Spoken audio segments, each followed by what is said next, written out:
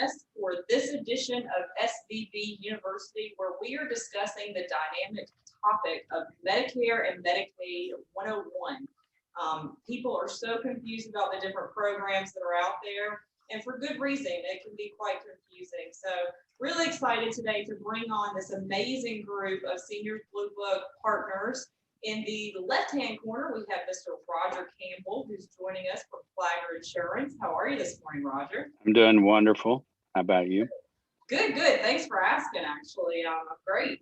So tell me a little bit about yourself and your background, what brought you into the industry. So I'm a native of Kentucky. You can probably tell from the way I talk. And I've been in the insurance business for 30 plus years. I've had two agencies in Kentucky. I have two children in the business, in the insurance business in Lexington, and been in Southwest Florida full-time for 7, going on 8 years, and I've owned property here for over 10. Recently, in the last 3 years, after selling the two agencies in Kentucky, bought a portion of the Flagler Insurance Group, and then also another agency in Bonita called Insure Your Paradise. So insurance is in my family and in my blood, and I enjoy helping people. And I think the thrust of what we do is doing what's right every day for our clients, and really helping them is what we do best, whether it be in property casualty or Medicare supplements, whatever they might need, life insurance, guaranteed issue. I have a very wide background in all levels of insurance. I actually have 2 degrees in insurance from the American College. So it's an extensive background, and we bring a lot of business experience, over 70 years insurance experience, to the table on each and every client. And we look at each and every client as if it was an own family member of ours. And that's how we do business. And our motto and our creed every day is treat people as if they'd want to be treated. Yes, yes. And your background really does match that Bonita Springs location in Paradise, doesn't it? Thank you. All right, next up we have the beautiful Pam Wild, who's joining us from Naples Green Village. How are you this morning, Pam? Good, good. Is it new? I'm doing well. Can you see me? Yes. So tell us a little bit about yourself and your background. Yeah, so I've been in assisted living for about 6 to 7 years. Both the communities I've worked at did accept the Medicaid waiver program. So I'm pretty familiar how that works. I started out in and with marketing position in senior care. So that's kind of a bit of my background. Yeah, you're definitely not new to the industry, sort of not even really new to Naples Green Village anymore, I would say. You've earned your wings there. Huh? Yeah. Okay, perfect. Heidi, we're going to bounce over to you. Welcome. How are you this morning? Hi, I'm fine. Thank you. I'm Heidi Brown, and I'm an attorney with the law firm of Osterhout and McKinney. We have offices in both Fort Myers and Naples. We specialize in elder law, and I am a board certified elder law attorney, certified with the Florida State Bar. And basically what that means is that we handle estate planning, Medicaid planning, VA planning, probate, guardianships. We also handle contested estates and contested guardianships as well. Perfect. And what led you to be an attorney? Well, I had been working for about 5 years after college, and I'd reached, I guess, a point in my career where I needed to further it, and I decided to go to law school. Yeah, yes, for sure. All right, Lindsey, good morning. How are you? Good morning. How are you doing? Good, good. Thanks for asking. So yeah, tell me a little bit about yourself. What got you into working with Preferred Home Health? Yeah, so my name's Lindsey Turnbaugh. I work for Preferred Care Home Health. I've been doing home health for over 11 years now, believe it or not. and it's what I know and it's what I love. I got into it from college. I did an internship out here with my older sister, who's quite experienced in this area as well. And yeah, I got a job offer doing home health, and it's what I've been doing ever since. So I really love it. Yes, and you're wonderful at it. So thank you so much for coming on the show this morning. I'm excited to get started with a few rounds of questions. I think we lost Leo. He may jump back on, but for our viewers out there, Leo actually represents the skilled nursing rehabilitation side of things. I think he's trying to join back in here. We'll give him a second to connect to his audio. Leo, are you there? Okay, you hear me now? Yes, awesome. So we're doing introductions. Tell me a little bit about Perfect. yourself and the company that you represent and what got you started in the rehabilitation skilled side. Yeah, so my name is Leo Martinez, and I basically work for ProMeida Senior Care, what used to be HCR Manor Care, and I'm one of the hospital liaisons, as well as one of the business development specialists around the area. So what actually got me into senior living was, this actually my second career. So my first career was over in Miami, and I don't know why my video is. It's okay. Keep Yep. talking. Okay. And so, I did that for a couple of years, came back to Naples, and I thought, healthcare, is really one of the things that, was one of my passions when I was younger, and it continued to be one of my passions when I grew older. So I started with simple, just like, management at Baskin Palmer of University of Miami here in Naples, and just kind of worked my way up there, and business office for Manor Care, and then now I'm one of the liaisons here. So, but the community is great, and they actually embraced me when I first came in, and I really love the atmosphere and talking to people, and just the community in general. Yes, and I know the little ladies in your community adore you. You're very, very popular around there, right, Leo? All right, well, we're going to start off with a couple rounds of questions. So I'm going to start with Roger. The topic Medicare, Medicaid 101.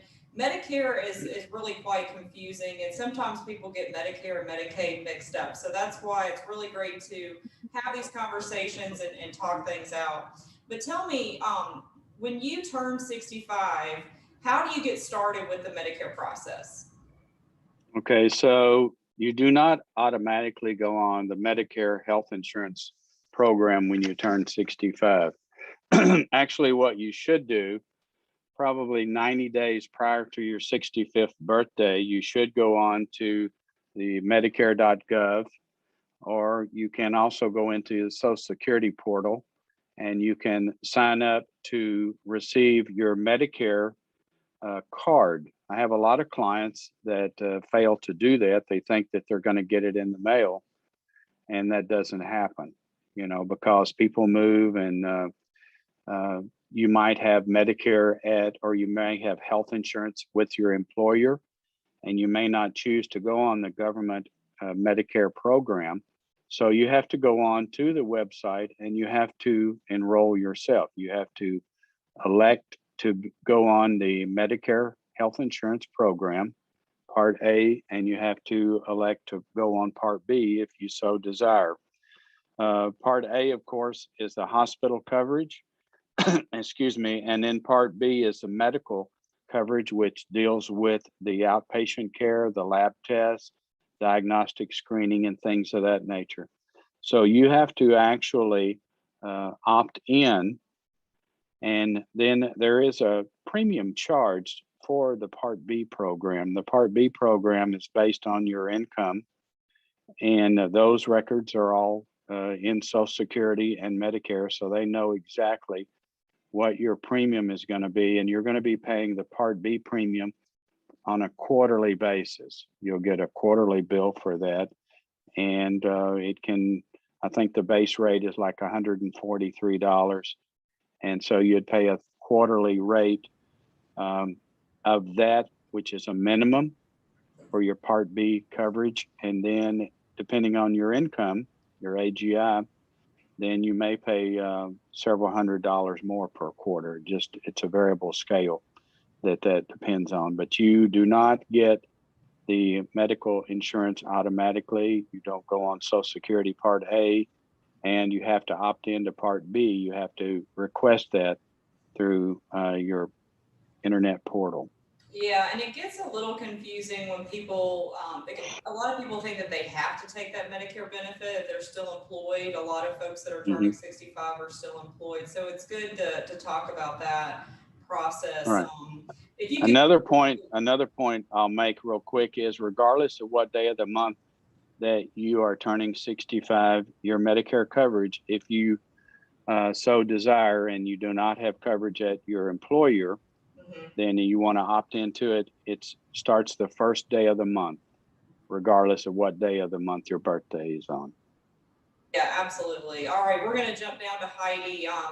Heidi, I want to ask you a couple of questions, and this is, we're switching to Medicaid now. So we're going to kind of do a Medicaid, Medicare flip-flop here. So Heidi, if you are one of those folks who's, you know, not super wealthy, you can't really afford to live in a community on your own, but you also don't qualify for Medicaid, what are some things that you can do to start pre-planning? And obviously the word pre-planning is incredibly important when it comes to this, to get started with that program.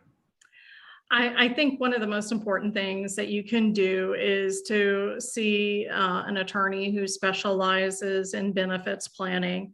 You want to make sure that at a minimum, you have your power of attorney documents properly executed, and that the power of attorney documents list the specific powers that may be necessary in order to get you Medicaid qualified when the time comes.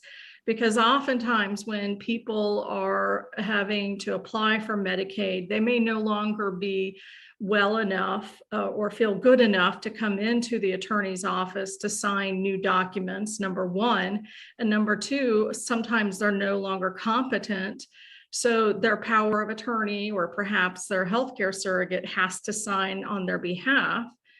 And if they do not have a power of attorney or healthcare surrogate, we may end up having to apply for guardianship, which is very expensive.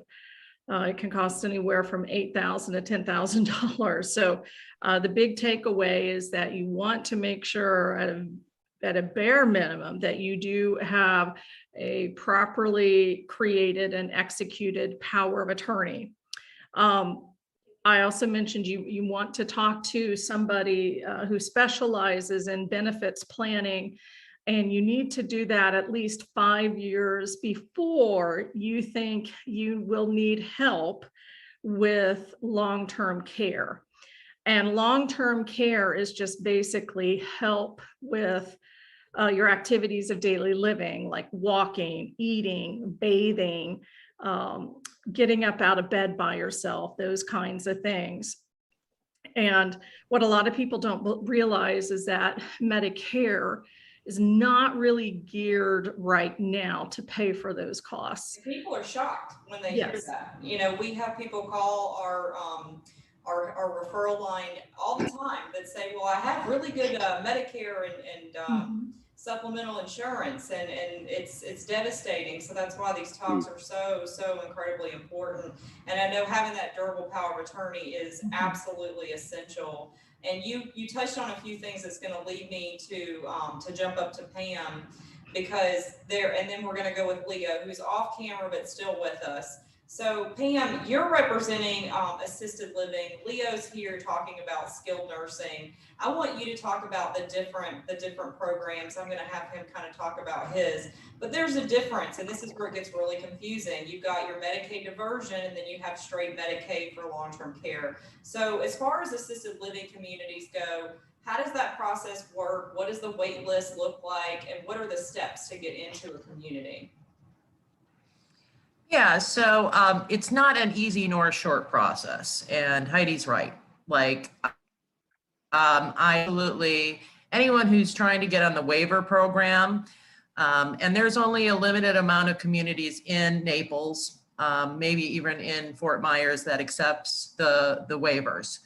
It works a little different in assisted living and memory care than it does for skilled nursing, as from my understanding, and I'm not in skilled nursing, you know, when you go straight to a Medicaid bed long-term, they kind of take your money and leave you some money left over. Now, I could be wrong about that, but case when someone basically you get us and you get approved, and it really does take some time. So I always suggest going to the Area on Aging of Southwest Florida, or go to an attorney to get that going. Once you're approved, they pay the committee directly. Mostly it will cover your level of care and your med management, but there is still some out-of-pocket costs. So community has a different program and payment if you come in on the waiver, but it's not going to cover you completely. There will always be some out-of-pocket costs with the waiver program. But, you know, some people are just not ready to go into skilled long-term. It's a whole different ball of wax. So, you know, I say, especially if someone's a veteran or a widow of a veteran, you start with the VA benefits first, and then you go for the waiver second. Right. Yeah, that's kind of how it works. I think it's, and correct me if I'm wrong, when you're going into a senior living community, is it that the room and board is not covered? It's just the care that's covered with the diversion program? Pretty much, and people do it differently. You know, every community is different how they charge. We, in our assisted living at Naples Green Village, we're all inclusive. So a certain amount, and we put it towards the bill, and they're paying us directly. So I know other communities work where you have to pay the apartment and the amenities, and then the medication management and the level of care is covered, and it can go as high up as you need it to go. And it, you know, so that's the good thing. The level of care can get very expensive. The iller you get or the more you decline, but this covers it regardless. Yeah. All right. Well, we'll bring Leo on to talk about the differences, because when it comes to skilled nursing, it's definitely a little different. I don't even think they call it the diversion program. Leo, do you want to kind of go into that? Okay.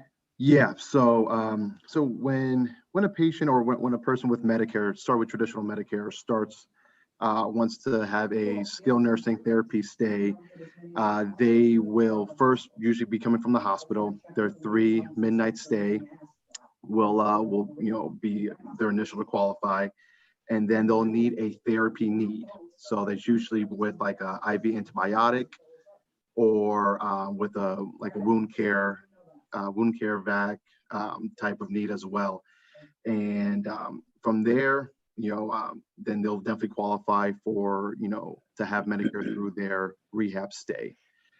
Now with Medicare Advantage plans, then you don't need a 3-night qualifying stay. You can usually go from home, if you have a therapy note or therapy evaluation that we can submit for authorization, or even from the hospital as well. So if by the second day the hospital says, oh, you can go to, Manicare Lily Palms or Manor Care of Naples for a rehab stay, we can submit for authorization with the proper documentation of therapy, history and physical, and also, traditional face sheet. Right. But so that's the biggest, those are the 2 biggest things. Now with COVID, there have been, Medicare waivers that, if they do qualify for let's say a 2-night stay, even with traditional Medicare, we'll have to do the proper documentation that way. But even, traditionally, it's always going to be about 3 midnight stay. But even with COVID, it has kind of changed some things, at least for the near future. They actually extended the Medicare waiver, probably I think till August maybe.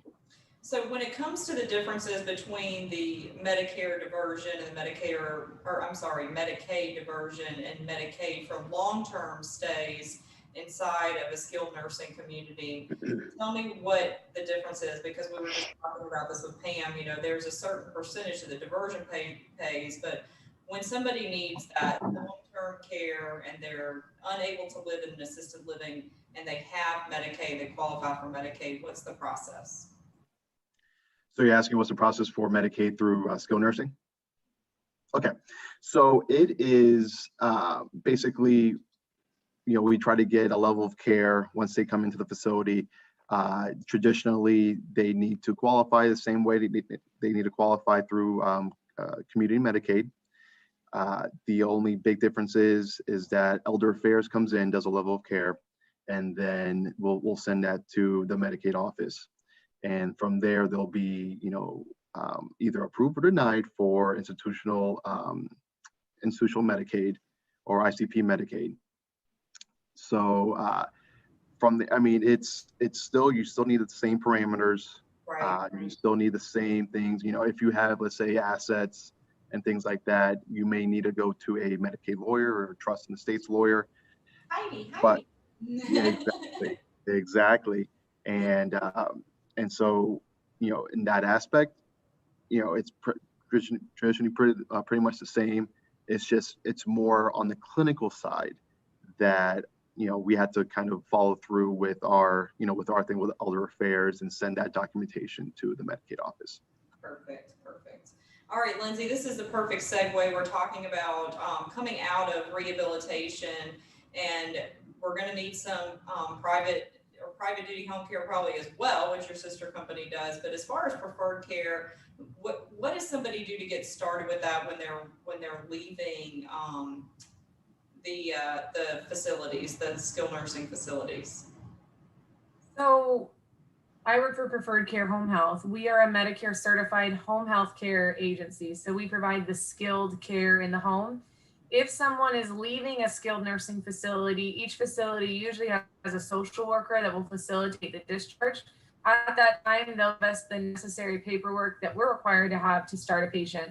And that would include the order because our services are covered by Medicare, we do need a physician's order to be in the home. So they'll send us the order. They'll also send us the documentation that's needed, which is usually your history and physical and your encounter there from the facility physician or hospital physician. And then the biggest thing is we have to have a skilled need to be in the home. And patients have to be what Medicare calls homebound, which is different than bedbound. It just has to be a taxing effort to leave the home. Patients have to be unable to get to outpatient services pretty much. And then Medicare will cover the nursing, therapy, occupational therapy, speech therapy, those services covered by traditional home health in the home. Yeah, and I think that there's a really large misconception, two misconceptions, honestly. There's a misconception that you are not able to choose which company you want to go with because your doctor is writing that order.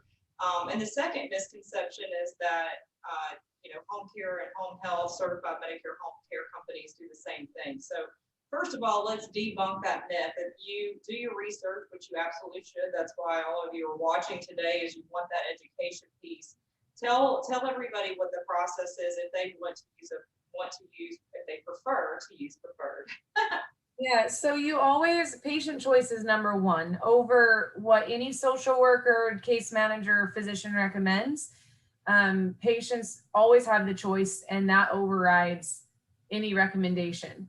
That being said, I would do your due diligence in researching the agencies, looking at reviews, but I found that most physicians will recommend someone that they like for a reason. And if you have any questions, I would take that into consideration.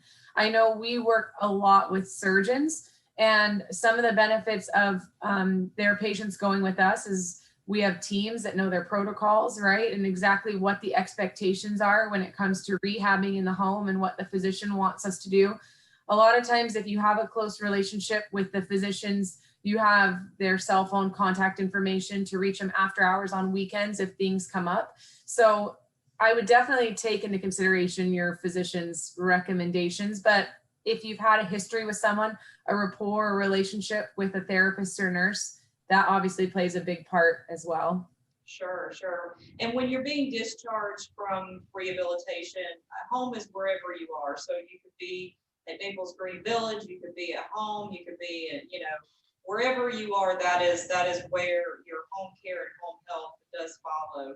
So real quick, Lindsey, talk to me about the differences, because everybody thinks that when they get discharged from rehab that they're going to go home and have somebody there 24/7 to work with them. And obviously as a Medicare certified company where Medicare is paying for it, you don't do that, but you do have a sister company. So tell me the differences between the two.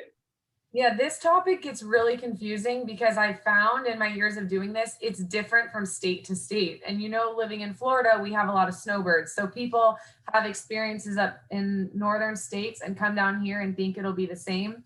So, but in the state of Florida, they break apart home health and home care, two different licensures. So it's two different types of companies. Your home health, the services that are covered by traditional Medicare or commercial insurance, that's going to be the skilled care in your home. So to give you an idea, that's like I mentioned before, your nursing, physical, occupational, speech therapy, social workers. But when we come into the home under Medicare, we have to be providing a skilled care. There has to be a need for us in the home. And usually each of those disciplines are coming in a couple times a week. That could be a couple times a week each, where we might be able to spread it out to get someone out there almost every day. But those visits are usually only about 45 minutes each. So that can give you a good idea of like what the home health picture looks like. I always say, you're not going to walk my dog for me. Correct. Anything else outside of that is private duty. So that's what you're going to pay for out of pocket, usually at an hourly rate or by out of using your long-term care insurance. And when you go through private duty, which our sister companies, Golden Care, owned by the same people, but like I said, you have to have two different licensures here. That's when you can dictate what hours you want someone there specifically, what you want them to do. And they do all the companionship, light housekeeping, grocery shopping, transportation, anything that's not skilled by Medicare's guidelines. And the big hot button there is for Medicare certified companies such as Preferred, which Lindsey's here representing. You do need a doctor's note. For companies such as Golden Care that's providing that in-home private duty care, you do not. So just a big distinction there. All right, we're going to hop back to Roger here for a minute. Roger, the ABCs of Medicare, big confusion. Talk to me about, I know Plan F went away, what replaced it, and what are some of the other supplementals that you want to talk about today? So the best of the best coverage wise is Plan G, and that is what Plan F went to. It went to Plan G. We like to market if the client is in a position that they can afford it in their budget. We market the Medicare, traditional Medicare supplements, because we have seen with the Advantage plans, and this is my personal opinion, with the Advantage plans, you're dictated on which hospitals, which doctors that you go to. And I like to refer to Plan G and the traditional Medicare supplement as if you have a gold card. You can leave home with that gold card. And when you have the gold card or the traditional MedSup Plan G, you can go to any hospital and any doctor because it's accepted by 99% of them. And basically, outside of your monthly premium for your plan, your deductible is going to be $203. A story that I had recently, being in the business last fall during open enrollment, I had a client that called, and actually it was just past open enrollment, and she was very upset, and she said, my husband just left the oncologist and he is going to have bone cancer treatments. And so I said, I'm very sorry. And she said, well, the oncologist said that we've got to get out of this Medicare Advantage plan because the co-payments are going to be astronomical. So guess what? When you're faced with one of those life-changing events, not only for the family, but for all the family members concerned and the individual that's ill, you can't pick and choose, and you cannot leave that Advantage plan. You're stuck in that. So there's not anybody in the marketplace that would accept a transfer because obviously there's a serious illness, and they're going to dictate to that individual that's ill where they can go. And I've been ill before, and I didn't like anybody to tell me that I couldn't go where I wanted to go. People want to go to the Mayo Clinic. They want to go to the Cleveland Clinic. They want to go to Texas. They want to go wherever. And, you know, let's face it, if your budget allows for you to pay a Medicare supplement premium, which is anywhere from $175 to $200 per month for your supplement plan G average, you're going to have the freedom of choice. Right. And it's, like I said, it's accepted by 99% of the doctors and hospitals. And most people don't want to be told where they have to go if they're ill. That is a really good segue to my next question for you, because let's use that same circumstance. When people first enter Medicare and they're extremely healthy and they don't take any medications, they opt not to get a drug plan. Why is that such a big deal? I mean, you can kind of this exact same story for that. Yeah. So years ago, there was a lot of complaints by the Medicare and the senior voters in the United States about the cost of prescriptions. So the government mandated that anybody that's going into the Medicare program has to enroll in Part D. Okay. So I just had a client that he was 2 years into his Medicare program and he did not enroll in a Part D plan because he didn't take any prescriptions. So guess what? There is a complicated formula where he has to pay a penalty from now on out until death do you part. So even if you are not, I'm sorry. It's retro. It's backdated, don't they? Yeah. Yes, it is backdated, and so also that elevates his charges. But you should enroll in a Part D as soon as you enroll in the regular Medicare Part A and Part B. You have to go in and enroll in Part D. And even if you don't take any prescriptions, and I had a client last week that we did their med sups on and they didn't take anything, their premium was $13 a month.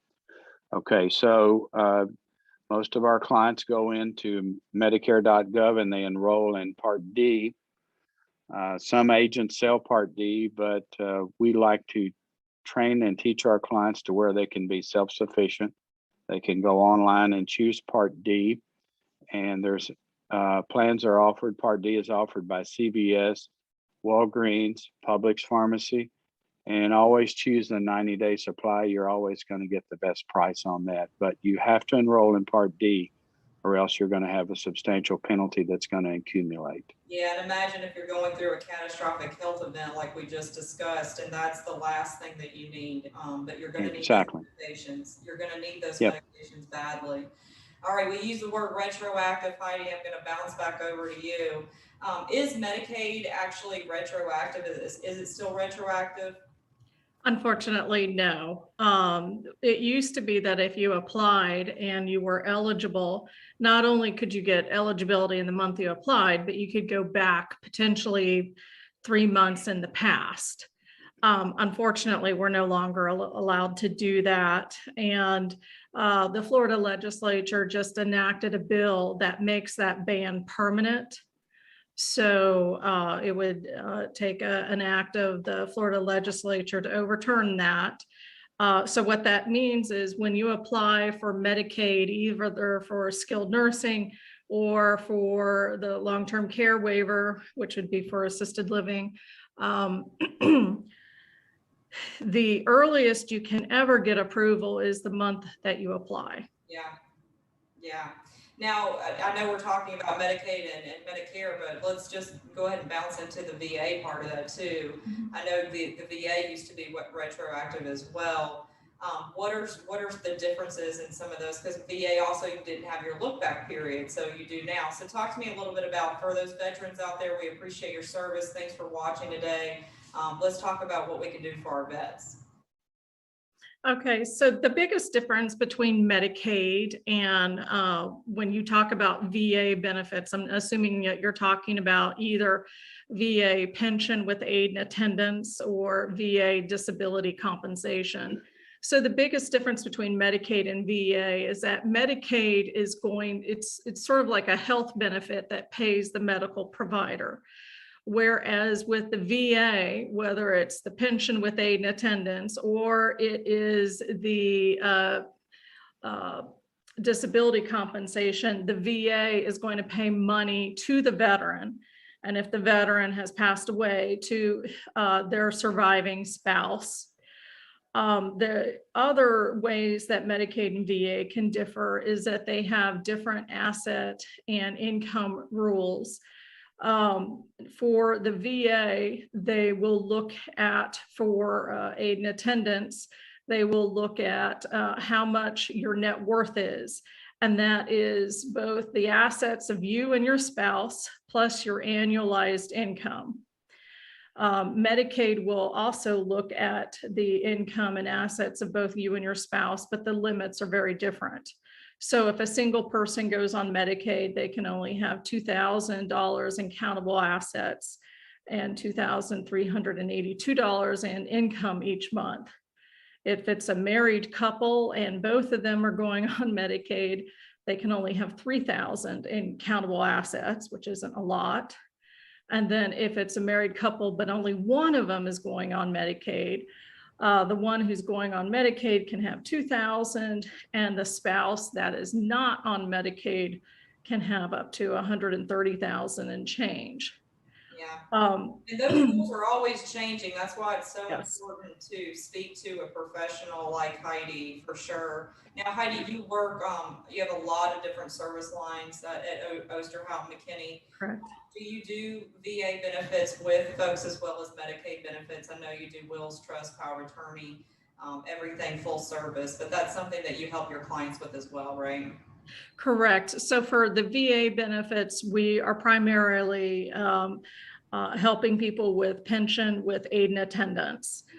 We do not normally get involved as much with the disability compensation side of the VA. And that's more for people, for veterans who were injured during the war. Yeah. Or received came down with some kind of disease or condition during the war. And unfortunately, we're not really geared to address those types of claims. Yeah, you do a lot though, that's for sure. Great firm, great reputation. We appreciate you coming on today, Heidi. All right, we're going to bounce back over to our dear friend Pam Weil. We were just talking about the waiver program. So you're in a community that is currently taking the diversion program. How is that paid? Does Medicaid pay you? Do they pay the community? Is it retroactive at your community once they apply? Give me some background on that. Yeah, no. So VA benefits go to the family. And first of all, let me say, Heidi, it's very rare that you find attorneys that do both the VA benefits and the waivers. I'll be calling you because that's very rare and very good, because families in need both if they can qualify. No, so the waiver is paid directly to the community. It's an agreement, and there's a lot of different that do it. You have Florida Sunshine, you have Community Cares, you have Humana, and not every community, every program. For example, I know at Harbor Chase of Naples, they only do Florida Sunshine. We don't do Shine here. We do Florida Community Cares. So you have to make sure that when you enroll and you're deciding to go whatever community you've chosen, that you have that right, the right waiver program community. It does not retro pay. It starts when they get the letter, and they get the letter to the community saying that they are approved and this is their number, then it starts. So a lot of times people, I always suggest to, again, speak to an attorney, start spending down. If you think you're going to outlive your income and you only have a certain amount, but you're still not qualifying for a waiver, I always say go to an attorney, because sometimes you can put that in trust. Sometimes you can do it and get that process started as soon as you possibly can, because it's a long process. But it doesn't retro pay. It just starts there. I believe the VA benefits do retro pay once you're in the community, but that's for a different topic. So it goes directly to us, and you don't see any, which makes it easier, because then, we don't have to come after you for the money. It just goes directly for us, and then your monthly bill goes down. Or if you come in on the waiver, you get very special pricing with the Yeah. waiver pricing. Yeah, and I know, So for those of you that on are the waiver, that's great. yeah, for those of you that are watching, this is a lot of information to absorb. You will be getting the contact information for each of the professionals here on the panel today. Pam, that's a great explanation. Again, it's a lot to absorb, so we're definitely going to probably have to recap some of that information with anybody watching to reach out to you individually. All right, we're going to bring Leo back in, if I can here. There we go. Leo, you there? Yes, ma'am. All right. So as far as the skilled nursing side of things, kind of the same questions that I was asking Pam about the process with payment. How does that work with you guys? And then go into the Medicare side of things too. Like, when does the clock start over in a skilled nursing facility? So with Medicaid, they were talking about Sunshine and Florida Community Care. It really depends on the building. Fortunately, our buildings are quite flexible. We have Sunshine, we have Florida Community Care, both of those for both of our buildings. And I believe also, we also take Stay Well Care as well, for even for a rehab stay. So, and then reimbursement, it's a monthly reimbursement. We send it to our insurance case managers, and they do all the paperwork and send it to the Medicaid office, to respective managed Medicaid companies. And also there is a patient liability that comes with that. It really depends on the Social Security and what they, basically what Medicaid tells them to pay. It's usually everything but $130. And, if that's changed, please correct me, but at least from from last heard, that's that's ballpark figure there. For Medicare to kind of reimburse the days, so you get 100 days of skilled nursing. First 20 days is 100% free with traditional Medicare, and then from day 21 to 100, there's a copay that comes with it. You can either pay out of pocket, or you can have a Medicare supplement plan, as discussed earlier. And it could be either through, regular insurance company, AARP, Blue Cross Blue Shield. It can even be Medicaid as well. And if you like a QMB, qualified Medicaid or Medicare beneficiary, if you do qualify for that as well. And then let's say you could completely exhaust your 100 days. Let's say out, besides COVID, besides anything COVID related, you'll have to have a 60-day non-therapy related stay out of either the hospital or the skilled nursing facility for those days to be reimbursed. And some people will go back to the hospital after that, and then probably go home with home care or home health. It's just, that's why at least our skilled nursing facilities, our rehab facilities, we don't try to exhaust 100 days unless they really, really need it. Absolutely. Because, they do a disservice to the patient.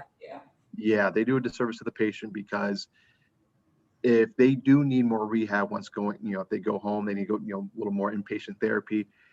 They're kind of out of luck. And there's some companies out there, some facilities out there that, I've seen, and I really feel bad for the patient. So, it's our duty as well as rehab facilities to give them, days that they can come back, get stronger if they don't feel comfortable at home. Yeah, and you just touched on something that I think is really important, and correct me if I'm wrong. But a lot of people that go to the hospital and they spend a couple nights there, let's say they spend 3 to 5 nights there, but they didn't actually get admitted. Has anything changed with that? You have to have a 3-night stay at the hospital where you're actually admitted for Medicare to cover your stay in rehab. Is that still the case, Leo?